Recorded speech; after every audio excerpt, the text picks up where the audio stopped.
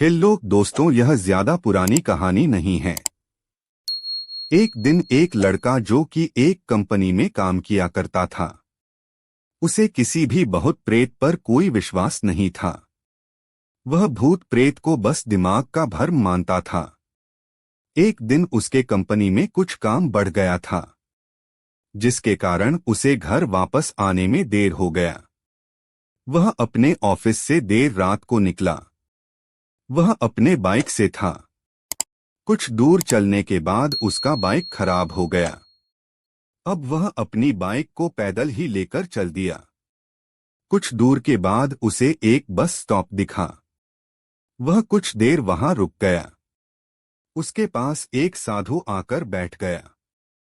साधु अपने पास एक बीड़ी रखा हुआ था। वह अजीब तरीके से उसे पी रहा था। उस लड़के की एक आदत थी कि वह किसी से भी बात करना शुरू कर देता था। वह इस साधु से भी बात करने लगा। बात ही बात में इस लड़के ने कहा, बाबा, मैं किसी भी भूत प्रेत को नहीं मानता हूँ, बस सब झूठी बातें हैं। साधु ने कहा, तुम भले ही भूत प्रेत को मानो या फिर न मानो, लेकिन तुम यह न कहो कि भूत प्रेत नहीं होते हैं। यह सब कुछ होते हैं। इस पर उस लड़के को थोड़ी सी हंसी आ गई। उसने कहा, भूत होते हैं तो क्यों हमें नहीं दिखते हैं? क्या आप मुझे अभी कोई भूत दिखा सकते हैं? साधु को लग गया कि अब इसे जरूर ही भूत दिखाना होगा। साधु ने लड़के को श्मशान घाट की ओर चलने को कहा। फिर क्या था, वह दोनों चल दिए। रास्ते में उस लड़के को थोड़ा डर लगने लगा। फिर भी वह अपने डर को कम करके आगे बढ़ते जा रहा था। कुछ देर के बाद वह श्मशान घाट पहुंच गए। श्मशान घाट में अभी कुछ लाशें जल रही थी। साधु ने उसको एक ऐसे स्थान पर बैठाया जहां कुछ समय पहले की लाश जली थी। साधु ने जमीन में एक लोहे का कील गाड़ दिया। उसमें एक सफेद धागा बांध दिया। इस धागे का अंतिम डोर उस लड़के को पकड़ने को कहा। अब उस लड़के को हद से ज्यादा डर लग रहा था। उसकी सांस तेज हो रही थी। इसके साथ ही उसके हाथ पैर भी कांप रहे थे। फिर भी उसने धागे को पकड़ लिया। साधु ने कुछ बतासा को 4 जगह पर रख दिया। सारे बतासे उस धागे की पास ही एक लाइन में रखे हुए थे। उसके बाद साधु ने लड़के को सावधान किया, अभी कुछ आत्मा इसको खाने को आएगी। जब तक वह इसको खाकर चले न जाए तब तक तुम अपने हाथ के धागे को मत छोड़ना।